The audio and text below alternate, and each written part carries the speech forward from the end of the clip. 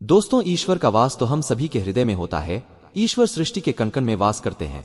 लेकिन जब हम भगवान को उनके मंगल स्वरूप में बनी हुई मूर्ति में देखकर उनकी पूजा करते हैं तो हमारी पूजा का हमें कई गुना अधिक फल प्राप्त होता है। भगवान को मूर्ति रूप में स्थापित करके उनकी पूजा करने के पीछे आध्यात्मिक ही नहीं बल्कि इसके पीछे वैज्ञानिक रहस्य भी छिपा हुआ है। जब हम अपने आराध्य को मूर्ति के रूप में देखते हैं तो हमारा मन और मस्तिष्क संपूर्ण रूप से भगवान के लिए समर्पित हो जाता है। जब भी उस मूर्ति को चोट लगती है अथवा गलती से हमारे हाथ से वह मूर्ति गिर जाती है तो हमें बहुत दुख और पीड़ा होती है, क्योंकि हमारी श्रद्धा और विश्वास उस मूर्ति में बसे भगवान से जुड़ा हुआ होता है। प्राचीन काल से ही हिंदू धर्म में भगवान की मूर्ति वह बहुत ही अधिक महत्व दिया जाता है। घर में मूर्तियां को रखना और उनकी विधि विधान से पूजा करना मनुष्य के मन और तन दोनों को शुद्ध करता है। शास्त्रों के अनुसार भगवान की मूर्तियां की नित्य पूजा आराधना करने से भगवान के प्रति विश्वास और श्रद्धा में वृद्धि होती है। जब हम अपने पूजा घर में भगवान की मूर्ति रखते हैं तो हमारा मन भगवान की ओर केंद्रित हो जाता है और हम एकाग्रता से भगवान के साथ जुड़ जाते हैं। इससे हमारा मन और मस्तिष्क किसी जलाशय की भांति शांत हो जाता है और हम ईश्वर की भक्ति में तल्लीन हो जाते हैं। लेकिन दोस्तों, पूजा घर में देवी देवताओं की मूर्तियां को रखने के भी महत्वपूर्ण नियम होते हैं। शास्त्रों में पूजा घर में देवी देवताओं की मूर्तियां को रखने की और उनकी पूजा करने की विधि बताई गई है। वास्तुशास्त्र में पूजा घर में देवताओं की मूर्तियां रखने का सही तरीका बताया गया है। अगर हम इन नियमों का पालन करते हुए देवी देवताओं की मूर्तियां की पूजा करते हैं तो निश्चित ही हमारा जीवन सुखकर बनने लगता है। गलत तरीके से मूर्ति रखना, बिना विधि के मूर्तियां की पूजा करना, चित्रा विचित्र मूर्तियां की स्थापना करना, पूजा घर में देवताओं के अलावा अन्य मूर्तियां रखना आदि प्रकार की छोटी छोटी गलतियों के कारण भी हमारे घर में नकारात्मक ऊर्जा का संचार होता है। नियमों का पालन न करने के कारण हमारे द्वारा की गई पूजा भी व्यर्थ हो जाती है। शास्त्रों के अनुसार कुछ देवी देवताओं की मूर्तियां को पूजा घर में नहीं रखना चाहिए, क्योंकि इन देवताओं की पूजा की विधि बहुत ही कठिन होती है और इनकी पूजा करते समय कठोर नियमों का पालन करना पड़ता है जो साधारण मनुष्य नहीं कर पाते, जिस कारण से शास्त्रों में कुछ मूर्तियां को घर में रखने की मनाही की गई है। कुछ लोग जाने अनजाने में इन मूर्तियां को पूजा घर में लाकर रख देते हैं, जिसका अशुभ प्रभाव उनके जीवन पर पड़ता है। कुछ देवी देवताओं की पूजा तंत्र साधना तथा अघोरी विद्या के द्वारा की जाती है और तांत्रिक पूजा हम अपने घर में नहीं कर सकते, इसीलिए इन मूर्तियां को घर में कभी नहीं रखना चाहिए। साथ ही वास्तुशास्त्र के अनुसार देवी देवताओं की मूर्तियां को घर में रखते समय उनके स्वरूप का भी ध्यान रखना आवश्यक होता है। प्रत्येक देवी देवता को एक विशिष्ट रूप में ही पूजना चाहिए, तभी उसका शुभ फल प्राप्त होता है। आज हम जानेंगे कि हमें पूजा घर में किस प्रकार की मूर्तियां को नहीं रखना चाहिए, कौन सी मूर्तियां अशुभ फल देती हैं और कौन सी मूर्तियां शुभ फल देने वाली होती है। साथ ही जानेंगे कि वास्तुशास्त्र के अनुसार पूजा घर कैसा होना चाहिए, पूजा घर की सही दिशा कौन सी है और पूजा घर में पूजा करते समय कौन से महत्वपूर्ण नियमों का पालन हमें करना चाहिए। घर में नियमित रूप से पूजा पाठ करने से घर में खुशहाली आती है और घर की सारी नकारात्मकता भी दूर हो जाती है। लेकिन यह तभी संभव है जब हमारे घर में रखा हुआ हमारा मंदिर वास्तुशास्त्र के अनुसार सही दिशा में और सही तरीके से रखा गया हो। यदि मंदिर की दशा और दिशा गलत है तो हमारे जीवन और घर परिवार पर इसका विपरीत परिणाम पड़ता है। तो चलिए जान लेते हैं वास्तुशास्त्र के अनुसार पूजा घर कैसा होना चाहिए, पूजा घर में मूर्तियां की स्थापना कैसे करनी चाहिए और कौन सी मूर्तियां पूजा घर में नहीं रखनी चाहिए। दोस्तों, वास्तुशास्त्र के अनुसार पूजा घर का एक निश्चित स्थान और दिशा होती है। वास्तु के अनुसार पूजा घर हमेशा ही ईशान दिशा में बनवाना चाहिए। ईशान दिशा अर्थात पूर्व और उत्तर के मध्य की दिशा, क्योंकि इस दिशा में सर्वाधिक सकारात्मक ऊर्जा शक्ति है। इस दिशा में पूजा घर बनवाने से और पूजा पाठ करने से अत्यधिक शुभ फल प्राप्त होते हैं। वास्तुशास्त्र के अनुसार पूजा घर हमेशा स्वच्छ रखना चाहिए। पूजा घर में टूटा फूटा सामान, पुराने कपड़े, पुराने बर्तन, चमड़े से बनी चीज आदि नहीं रखनी चाहिए। इसका पूजा घर की ऊर्जा पर नकारात्मक प्रभाव पड़ता है। पूजा घर में सदैव ही दीपक जलाए रखना चाहिए। नित्य शाम के समय पूजा घर में एक दीपक जरूर जलाना चाहिए। इससे पूजा घर में सकारात्मक ऊर्जा बनी रहती है। जिस स्थान पर पूजा घर होता है उस स्थान पर बिना स्नान किए नहीं जाना चाहिए और मंदिर को बिना स्नान किए कभी स्पष्ट नहीं करना चाहिए। चंद्र ग्रहण और सूर्य ग्रहण के समय मंदिर को किसी वस्त्र से ढककर रखना चाहिए। इससे पूजा घर की पवित्रता बनी रहती है। आइए अब जानते हैं पूजा घर में रखी जाने वाली मूर्तियां के बारे में महत्वपूर्ण जानकारी। सबसे पहली है गणेश जी की मूर्ति। पुराणों में भगवान गणेश जी को प्रथम पूज्य माना जाता है। किसी भी कार्य की शुरुआत करने से पहले भगवान गणेश जी की पूजा की जाती है।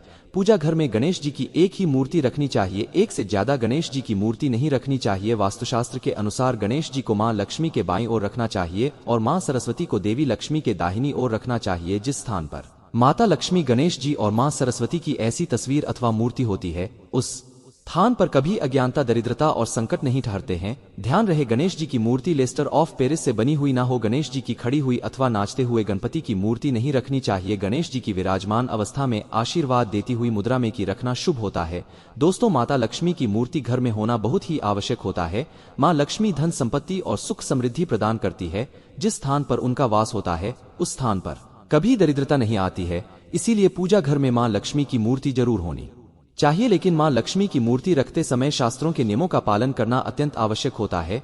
वास्तुशास्त्र के अनुसार पूजा घर में मां लक्ष्मी की मूर्ति सदैव ही बैठी हुई अवस्था में होनी चाहिए। पूजा घर में कभी भी मां लक्ष्मी की खड़ी हुई मूर्ति नहीं रखनी चाहिए। मां लक्ष्मी की आप कमल पर विराजमान वाली मूर्ति जरूर लेकर आएं। अगर आप मां लक्ष्मी की मूर्ति और हाथी की मूर्ति रख देते हैं तो यह अत्यंत शुभ फल प्रदान करता है। साथ ही शास्त्रों के अनुसार मां लक्ष्मी का वास उसी स्थान पर होता है जिस पर भगवान विष्णु निवास करते हैं। इसीलिए अगर आप मां लक्ष्मी के साथ भगवान विष्णु जी की मूर्ति रखते हैं तो यह अत्यंत लाभदायक होगा। मां लक्ष्मी की पूजा हमेशा ही भगवान विष्णु के साथ करनी चाहिए। लक्ष्मी नारायण की पूजा में तुलसी और चावल का बहुत अधिक महत्व होता है। लक्ष्मी नारायण की पूजा में टूटे हुए चावल का प्रयोग कभी नहीं करना चाहिए। चावल सबूत होने चाहिए जिन्हें शास्त्रों में अक्षत कहा जाता है। तीसरी है हनुमान जी की मूर्ति। दोस्तों, अक्सर हनुमान जी की मूर्ति रखने में लोगों के मन में असमंजस की स्थिति पैदा होती है कि पूजा घर में मूर्ति रखें या नहीं रखें। लेकिन आपको बता दें कि पूजा घर में हनुमान जी की मूर्ति जरूर रखनी चाहिए। हनुमान जी संकटों का नाश करने वाले देवता है। घर में हनुमान जी हो तो किसी भी प्रकार का भय नहीं रहता है, बुरी शक्तियां घर में प्रवेश नहीं करती हैं। हनुमान जी की मूर्ति पूजा घर में होने से गृह दोष समाप्त होते हैं और कष्टों से मुक्ति मिलती है। आप हनुमान जी की बैठी हुई मूर्ति अपने पूजा घर में जरूर रखें। यदि घर परिवार में क्लैश है, लड़ाई झगड़े विवाद होते रहते हैं, भाई भाई में प्रेम नहीं है, तो आप अपने घर में राम दरबार की फोटो जरूर रखें। आप राम दरबार की मूर्ति भी ला सकते हैं जिसमें हनुमान जी भी उपस्थित स्थित हो। इसे पूजा घर में रखने से परिवार में प्रेम और शांति बनी रहती है। इसके साथ ही पूजा घर में शिवलिंग जरूर रखना चाहिए। ध्यान रहे, शिवलिंग ज्यादा बड़ा नहीं होना चाहिए। शिवलिंग रखते समय यह बात ध्यान में रखें, अगर आप नित्य शिवलिंग को जल चढ़ा सकते हैं तभी शिवलिंग घर में रखें। यदि आप ऐसा नहीं कर पाते तो शिवलिंग नहीं रखना चाहिए। शिवलिंग को रोज जल से और दूध से अभिषेक करना अनिवार्य होता है। अगर आप शिव नहीं रख सकते तो आप भगवान शिव, माता पार्वती और गणेश जी की एक मूर्ति अपनी पूजा घर में जरूर रखें। इससे संपूर्ण परिवार में खुशहाली बनी रहती है। अब जानते हैं वास्तुशास्त्र के अनुसार कौन सी मूर्तियां को एक साथ रखना चाहिए और कौन सी मूर्तियां को नहीं। वास्तुशास्त्र के अनुसार पूजा घर में भगवान श्री कृष्ण और राधा रानी की मूर्ति एक साथ रखनी चाहिए। इससे पति पत्नी में प्रेम और अटूट विश्वास बना रहता है। राजी और श्री कृष्ण जी का जोड़ा प्रेम की अनूठी मिसाल माना जाता है। दोनों की संयुक्त मूर्ति रखने से गृह क्लेश दूर होते हैं और धन धान्य में वृद्धि होती है। वास्तुशास्त्र के अनुसार शिवलिंग और भगवान विष्णु जी की मूर्ति एक साथ नहीं रखनी चाहिए क्योंकि दोनों की पूजा पद्धति में थोड़ी विविधता है। भगवान शिव पर तुलसी पत्र नहीं चढ़ाई जाते और भगवान विष्णु तुलसी पत्र के बिना किसी भी प्रकार का भोग स्वीकार नहीं करते। इसीलिए श्री हरि, विष्णु और देवादित्य यहाँ एक साथ नहीं रखनी चाहिए। आप अपने घर में किसी अन्य स्थान पर ब्रह्मा, विष्णु और महेश की तस्वीर लगा सकते हैं, लेकिन पूजा घर में इन तीनों की मूर्तियां एक साथ नहीं रखनी चाहिए। शास्त्रों के अनुसार पूजा घर में ब्रह्मदेव की मूर्ति रखना वर्जित है। वास्तुशास्त्र के अनुसार पति और पत्नी के कमरे में हनुमान जी की तस्वीर अथवा मूर्ति रखना वर्जित है।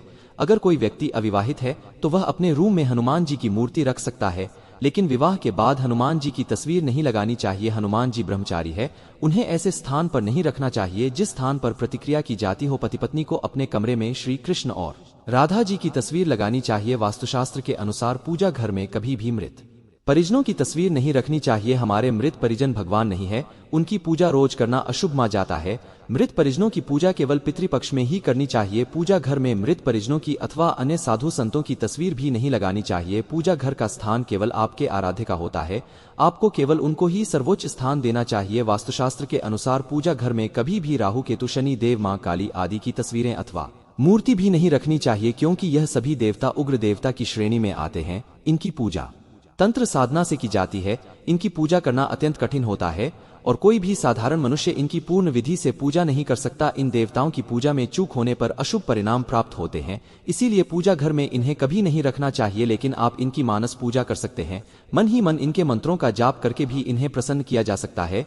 इन सबके अलावा आप यह बात भी ध्यान में रखें कि आप पूजा घर में किसी भी देवता की उग्र अवस्था वाली तस्वीर अथवा मूर्ति न रखें। देवी देवताओं की मूर्तियां अथवा तस्वीरें प्रसन्न मुद्रा वाली और आशीर्वाद देती हुई होनी चाहिए। लड़ाई और युद्ध की तस्वीरें भी पूजा घर में रखना वर्जित माना गया है।